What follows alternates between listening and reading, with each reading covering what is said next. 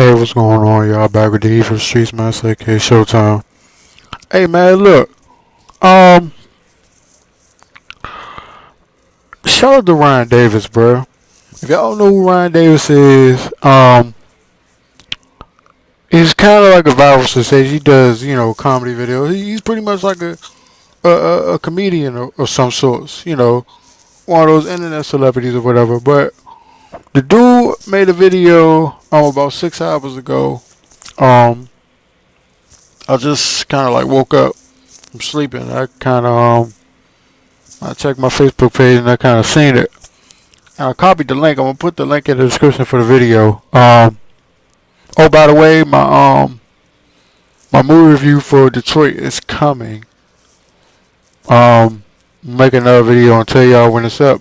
I'm gonna record that video and put it on Showtime Reviews and put it on there. Make sure y'all subscribe. Like the channel, comment whenever y'all can. Um, and yeah, help me out with that channel or whatever, because I really want that one to be successful. Um, but anyway, man, yeah, shout out to Ryan Davis, bro. He made a video about Colin Kaepernick. He basically asked the question, why is Colin Kaepernick out of the league? And it was kind of like a rhetorical question. We all know why he not in the league. But he basically said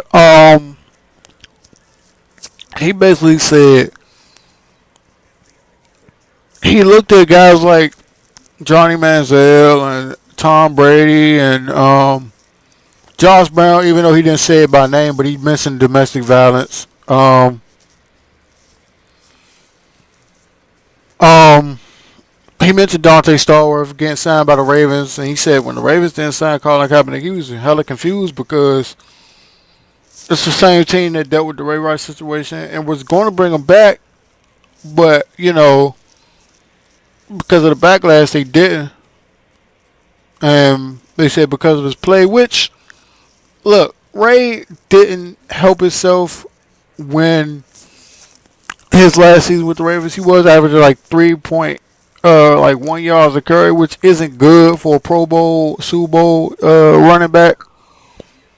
But he wasn't really slowing down. I don't even think the dude was 30 yet. I think he had just hit 30. Or he was like 29 or 28 something years old. So he was the same age as Colin Kaepernick is now. Back in 2014 when that whole shit went down with his wife. And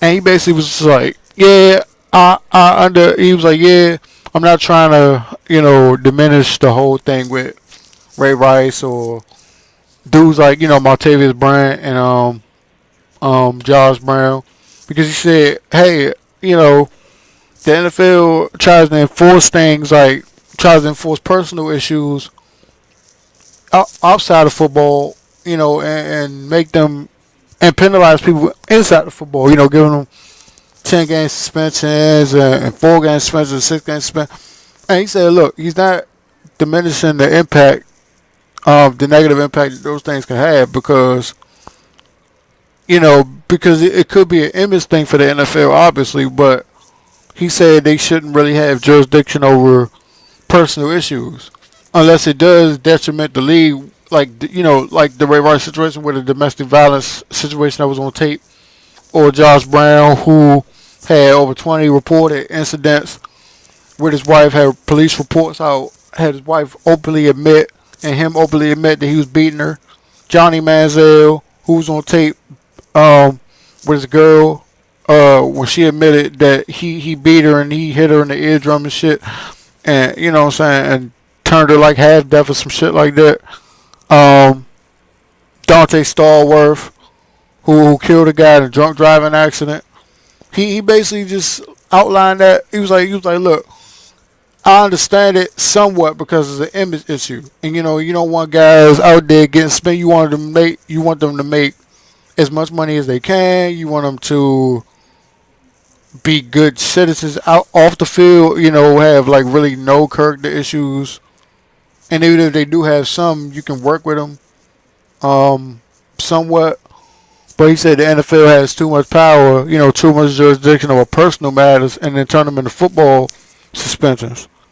Would you say he does? Like I said, would you say he does get with a situation like a Ray Rice or Johnny Manziel or Josh Byrne, because those are domestic violence situations, and you don't want that tainting the league, and having that being a negative thing, a negative stain on the NFL.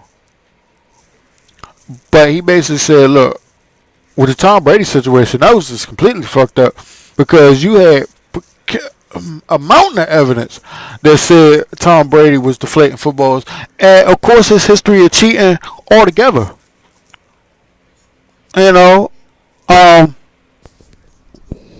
Deflategate, Spygate, going back to those three Super Bowl victories and all the regular season games that he's quote unquote won, and I say won in quotation marks, y'all can't see it, but I, put the air quotes up there, because this dude got a history of cheating, but they don't take his wins away. Shit, when you watch these college programs and you got a program like a USC or Ohio State or Texas A&M or Texas or Notre Dame or something like that, like one of these big college programs, or like a North Carolina basketball, they took or Louisville with that prostitution scandal that everybody was talking about.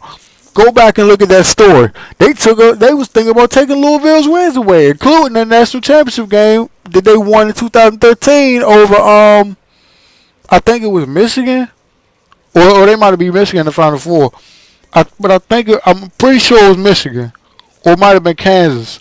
One of those teams that they beat in the national championship game. Yeah, one of those teams that they beat in the national championship game. They was thinking about taking pretty much that whole season away up until when that situation that went down. From that point to that situation started all the way up till now, they were thinking about vacating all the wins, but they wasn't thinking about vacating Tom Brady's wins for when he was cheating. You know what I'm saying? Going to 3 Super Bowls and picking apart the Rams defense and the Panthers defense and the Eagles defense. And I know everybody gonna say, well, he lost to the Giants twice. Yeah, but that was after he pretty much got caught. So he couldn't use the same tactics. Him and Bill Belichick couldn't use the same tactics that they had previously used. And I still think they cheat.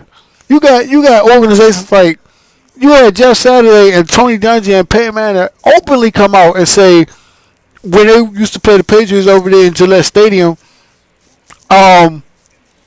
they would look in lockers and look in the showers and look for bugs and transmitters and everything that would have them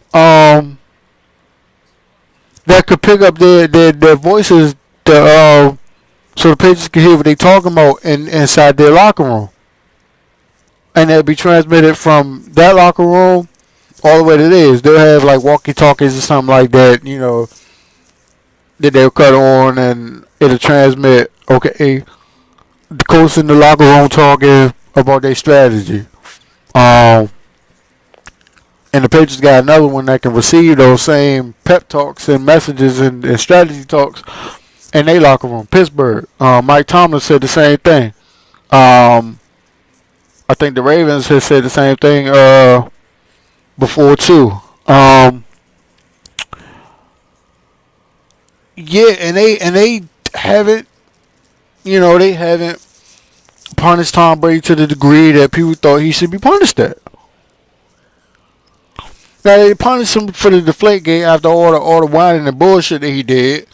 You know what I'm saying? They finally got him. Okay, that's a small victory, but that don't measure up to the years of known cheating that this man has been flat out caught in, and the lies that he's been flat out caught in. Now I think a lot of that shit has to really do with Bill Belichick, not Tom Brady. But Tom Brady benefits over the shit that Belichick does because he's the player and Belichick's the head coach. And Colin Kaepernick can't get a job. Jay Cutler just got signed, and I was gonna make a separate video to that earlier, but I was kind of tired after like watching the movie and shit, and I got some food and came home and went to sleep. Ate and went to sleep or whatever. Um, but I'm gonna talk about that now. Jay Cutler just got signed by the Miami Dolphins today. 1 year, $10 million. Most of that is probably guaranteed. Maybe all of it's guaranteed because it's only like $10 million for like a year. You know what I'm saying? So they probably give him that whole 10 million and just be like, go out there and play. You know what I'm saying?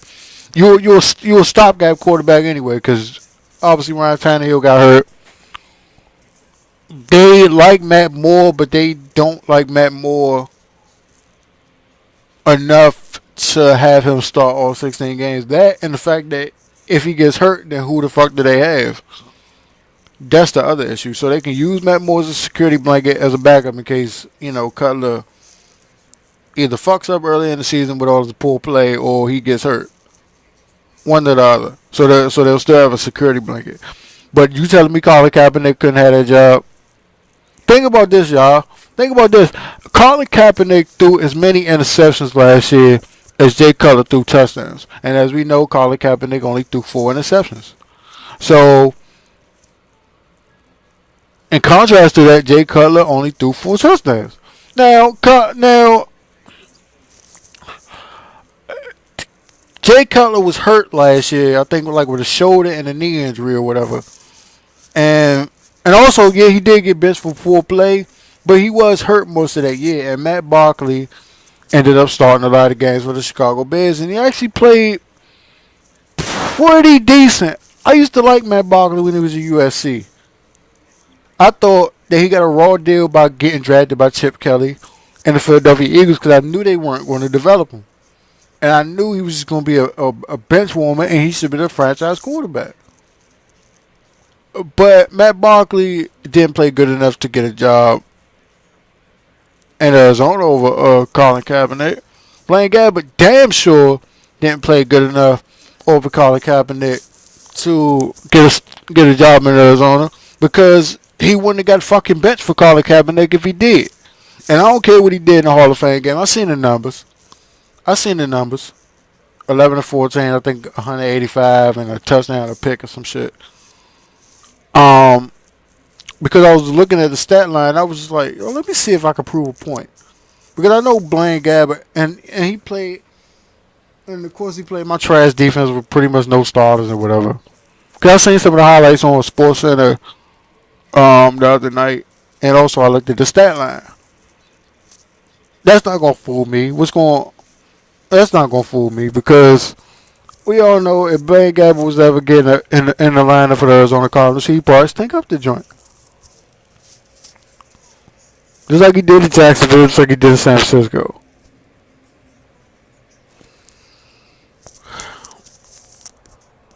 Well, Brian Hoyer got a job.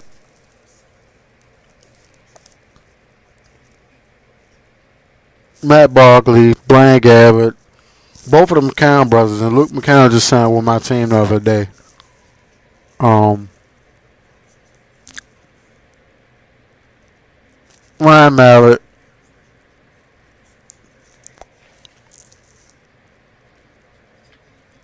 Mark Sanchez, EJ Manuel. List goes on and on. Like Colin Kaepernick, look, and people look. And I want to debunk this because I didn't hear anything about this shit. When people say that Colin Kaepernick wanted $9 million a year to be a starter, first of all, I say so the fuck what because he's better than most of these starters in the NFL. So why not pay him $9 million? Jay Cutler just got 10 for 1 year, so why not pay Colin Kaepernick $9 million for a year? Why not pay Colin Kaepernick $9 million for a couple